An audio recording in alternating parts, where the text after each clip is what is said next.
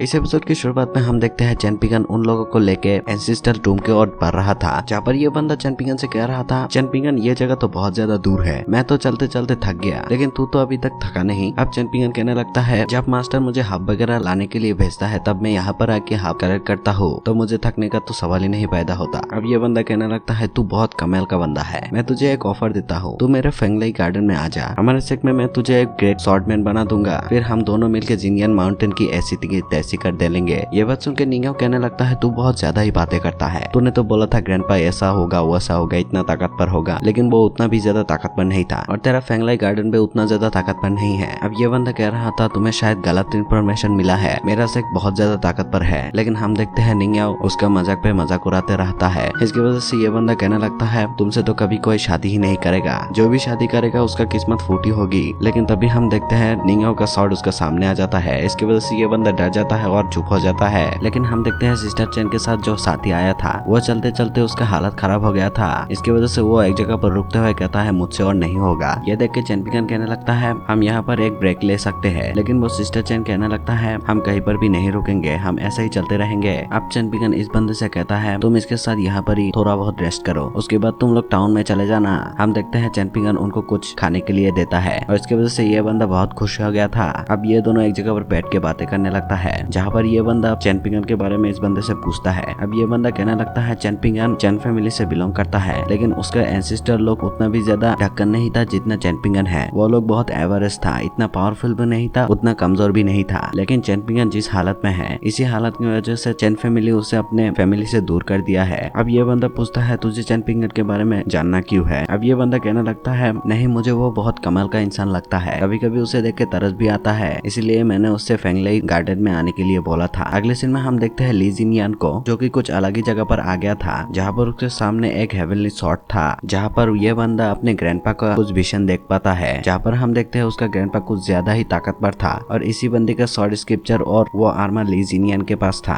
यहाँ पर मास्टर रोहन इस चीज को देखते हुए बहुत ज्यादा हैरान हो गया था, और बोलने लगता है, ली जिनियन के पास जो पावर आया है वो कोई मामूली पावर नहीं है, ये उसके लिए एक ब्लेसिंग के जैसा है, और भी बहुत सारे बातें करता है जो कि मास्टर रोहन के बेटी के सर के ऊपर से जा रहा था। यहाँ पर हम देखते हैं चैनपिंगन उनको लेके उसका एंसेस्ट्रल रूम के ओर पहुंच गया था, जिसके देखते हुए सिस्टर चैन बहुत ज्यादा खुश हो गए थे, और उनसे कहने लगता है, क्या तुम थोड़ी देर के लिए यहाँ से चले जा सकते हो, मुझे यहाँ पर अकेले रहना है। अब ये दोनों चला जाता है। अब ये बंदी उस कबर के सामने कुछ मिठाई रखते हुए कह रहा था कि चैन फैमिली की जिम्मेदारी अब मेरे ऊपर सौंपा गया है, मुझे कुछ नहीं, बस आप लोगों का दुआ चाहिए ताकि मैं अपने चैन फैमिली को प्रोटेक्ट कर पाऊँ। यहाँ पर हम देखते हैं चैनपिंगन और निंगयाओ ऐसे ही बातें कर रहा था, जहाँ पर निंगयाओ चैनपिंगन को ऐसे ही मस्ती में मारने जाता है, लेकिन इसकी वजह से ये बंदी गिर जाता है, लेकिन चैनपिंगन को पकड़ने की वजह से निंगयाओ गुस्सा हो जाता है। अब निंगयाओ का ये रूप देखते हुए चैनपिंगन एक एप्पल लेके कहने लगता है, इसे खाओ, ये बहुत ज्यादा टेस्टी है। लेकिन हम देखते हैं निंगयाओ तो पहली बार नहीं मानता, लेकिन जब वो खाता है तब उसे कुछ अलग ही फील होता है, लेकिन फिर भी चैनपिंगन को देते हुए कहता है, ये बिल्कुल भी अच्छा नहीं है। अब चैनपिंगन भी उस एप्पल को रख देता है। अब निंगयाओ चैनपिंगन से सवाल करते हुए पूछता है कि यहाँ पर अगर मास्टर रोहन का बेटी भी होता तो तुम भी उसे क्या ये एप्पल देते? अब चैनपिंगन कहने लगता है, ऑफ कोर्स मैं देता। अब निंगयाओ कहने लगता है, अच्छा ठीक है, सोचो कि तुम्हारे पास 2 एप्पल है, और यहाँ पर मैं, तुम और मास्टर रोहन का बेटी है, तो वो 2 एप्पल तुम किसे देते? अब चैनपिंगन कहने लगता है, एक मैं तुम्हें देता और एक मास्टर रोहन का बेटी को। यह बात सुन के निंगयाओ कहने लगता है, अबे घटिया इंसान, अच्छा ठीक है, सोचो कि तुम्हारे पास 1 एप्पल है, तो उस एप्पल को तुम किसको देते? अब चैनपिंगन कहने लगता है, मैं तुम्हें देता। यह बात सुन के निंगयाओ कहता है, तुम मुझे ही क्यों देते? इसके जवाब में चैनपिंगन कहने लगता है, क्योंकि अभी मास्टर रोहन का बेटी नहीं है और यहाँ पर तुम अकेले हो, तो मैं तुम्हें ही तो देता। भाई मैं तुम्हें एक बात बता देता हूँ, इन सवालों का मतलब क्या है पता है? मतलब कि निंगयाओ चैनपिंगन को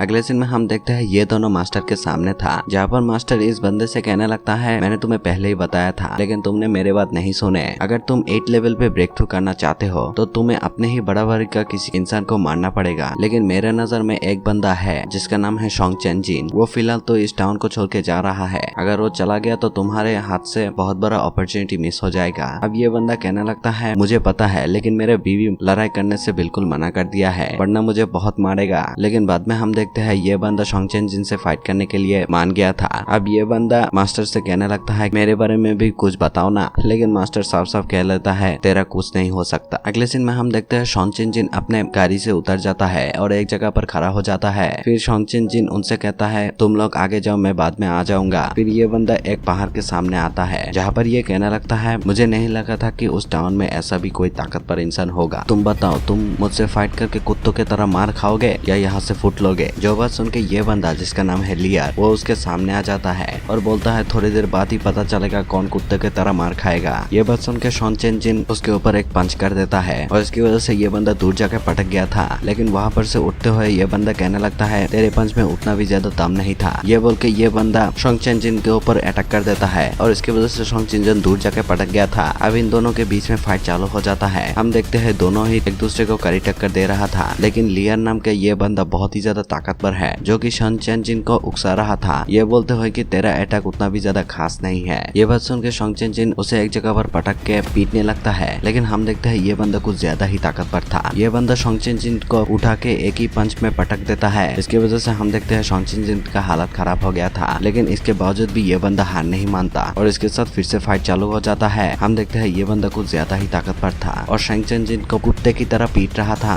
शॉन चेन जिन जो कि आधा डाली डायनेस्टी पे राज करता है, उसे ऐसे कुत्ते की तरह पीट रहा था। हम देखते हैं एक ही पंच में शॉन चेन जिन को आसमान के ऊपर भेज देता है, फिर से उसके ऊपर आके एक ही पंच में उसे सीधा पानी में फेंक देता है। पानी में गिरने के बाद हम देखते हैं शॉन चेन जिन कुछ अलग ही जगह पर आ गया था। अब शॉन चेन जिन कहने लगता है मुझे पता है कल्टीवेशन की बात, लेकिन तूने मुझे चूज करके बहुत बड़ा गलती कर दी। ये बात कहते ही ये वाला एपिसोड खत्म होता है।